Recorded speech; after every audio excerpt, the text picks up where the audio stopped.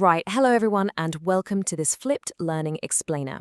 Today we're tackling an absolutely crucial AQA A-level psychology specification point, and that is Piaget's theory of cognitive development. But we're going to focus specifically on the key characteristics of his developmental stages. My main goal here is to make these honestly quite complex cognitive concepts incredibly clear for you, so you feel completely confident applying them in your lessons and, of course, in your exams. So let's just dive straight into this. Okay, here's our roadmap for today. We'll kick off by activating some prior knowledge. Then we'll outline the 4 core cognitive characteristics for your AO1. After that, we'll apply them to real-world scenarios for AO2 and critically evaluate the whole theory for AO3. Finally, we'll wrap up with a stretch challenge, a quick quiz, and a practical study you can try yourself. Section 1, the knowledge bridge. Just a quick refresher before we move on. Actually, before we look at the really specific characteristics, just cast your mind back to Piaget's overarching stage theory. Remember, he proposed that children's thinking changes qualitatively as they age, right? They don't just, gather more information like a computer hard drive filling up. The actual underlying structure of how they think fundamentally shifts. So keep that core transition from basic sensory learning to logical, abstract thought in the back of your mind as we move forward.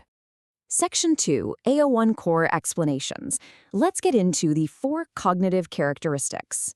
The very first characteristic is object permanence, which develops during the sensor-motor stage, so roughly between 0 and 2 years old. This is basically the understanding that objects continue to exist even when they can't be seen. Before this develops, infants literally live in a world of out of sight, out of mind. Piaget actually assessed this back in 1954 through his really famous hiding tasks. He observed that infants aged 8 to 12 months often make what's called the A not B error. Basically, if an object is repeatedly hidden in location A, they will search for it in that first spot, even if they literally sit there and watch you move it to location B. It's kind of like a magic trick where the audience just refuses to acknowledge the prestige. Piaget argued this proved they still lacked a stable internal mental representation of that object. Next up, as children enter the pre-operational stage, which is between 2 and 7 years, they start exhibiting egocentrism.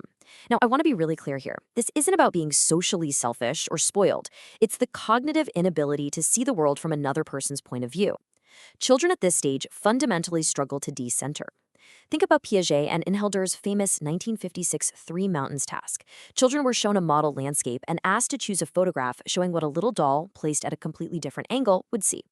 And what did they do? Pre-operational children almost always picked the photo of their own view. They aren't being stubborn. Their brains just structurally cannot mentally represent an alternative visual perspective yet.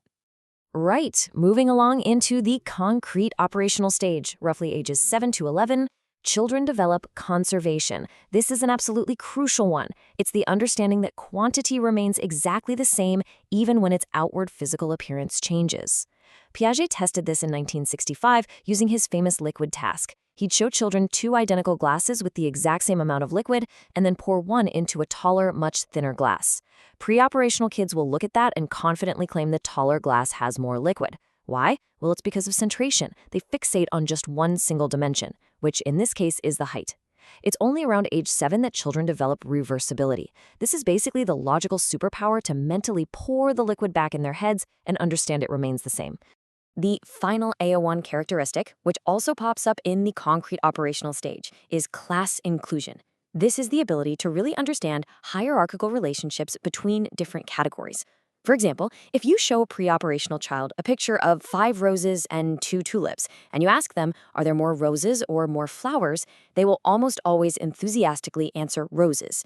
Their reasoning is completely dominated by centration again. They just focus on the most visually obvious subclass. They haven't quite grasped the superordinate overarching class of flowers yet.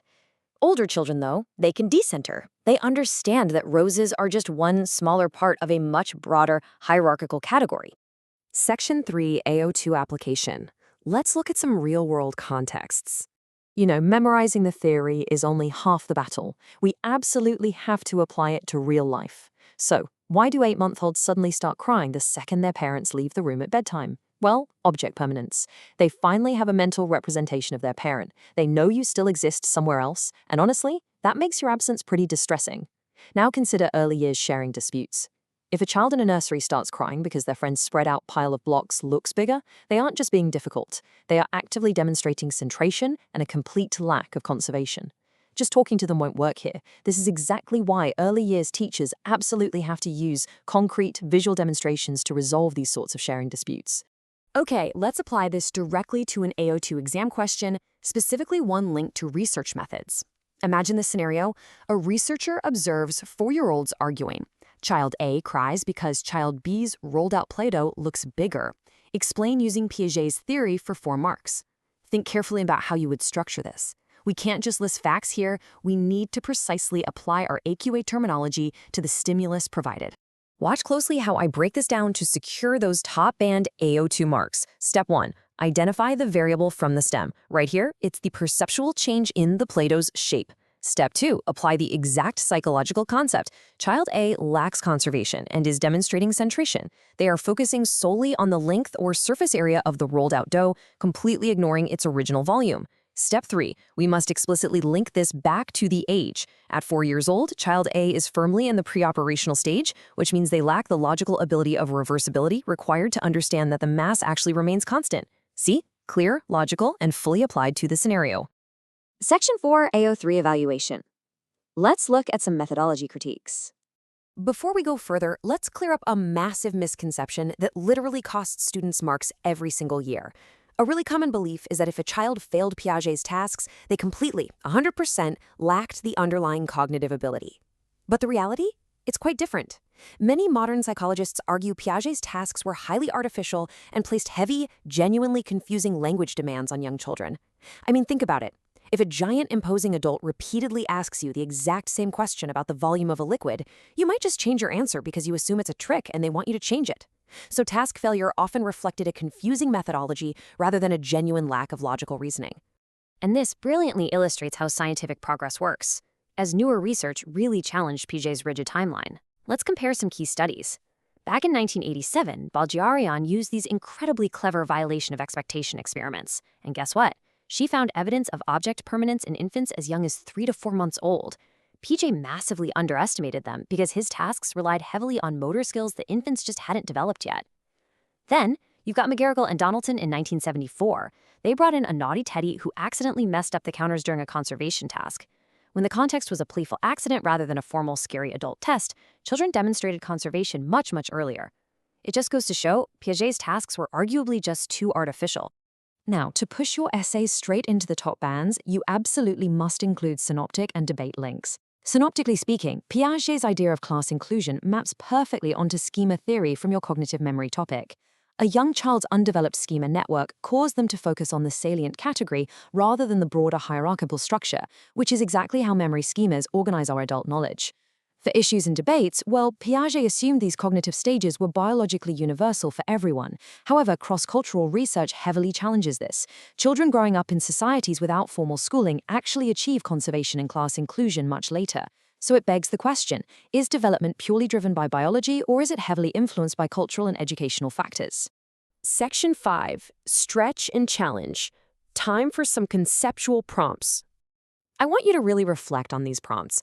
First off, how does Selman's perspective taking research challenge Piaget's timeline for egocentrism? Think about how social cognition plays into this. And second, especially considering Vygotsky's theories, which you may have already studied, are cognitive changes truly driven by internal biological maturation, like Piaget argued? Or do social and educational factors actually drive the engine of cognitive development? Just sit with those thoughts for a bit. They will massively elevate your critical essays. Section 6, Short Quiz. Let's do a quick knowledge check. Okay, number 1, name the specific error infants make in Piaget's 1954 hiding task. Think about it. Number 2, what is the age range for the concrete operational stage? And number 3, who conducted the Naughty Teddy study that completely challenged Piaget's conservation findings? All right, let's see how you did. The error is the A not B error. The concrete operational stage is ages 7 to 11, and that brilliant Naughty Teddy study was conducted by McGarrigle and Donaldson. Fantastic job if you managed to get all of those. Section 7, Practical Study. How to replicate a task yourself. To really help you practice your research methods skills, I highly recommend trying to replicate a conservation of number task at home or in class. Gather some identical objects, like 2 rows of counters or coins. The absolutely key thing here is to carefully standardize your procedure and your exact questioning. Make sure you test ethically on family members or peers, ensuring you get informed consent, even for something this simple. Watch really carefully to see if the way you ask the question accidentally leads their answer, because that's exactly what critics argued Piaget's questioning did. Section 8.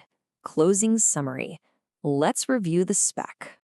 Right, we have thoroughly explored the core AO1 characteristics today: object permanence, egocentrism, conservation, and class inclusion. We've mastered the step-by-step AO2 exam application, and we've successfully tackled the AO3 methodological critiques. You are fully equipped for your exam questions on this topic.